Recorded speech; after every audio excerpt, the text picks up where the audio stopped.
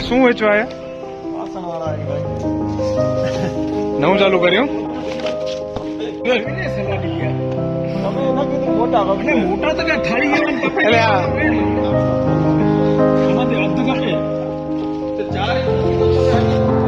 આ 4 ઇંચ છે. આ કેટલો મોટો હોય? 4 ઇંચ બસ છે. આ 6 ઇંચ છે પણ 4 ઇંચ કેટલો આવે આનામાં?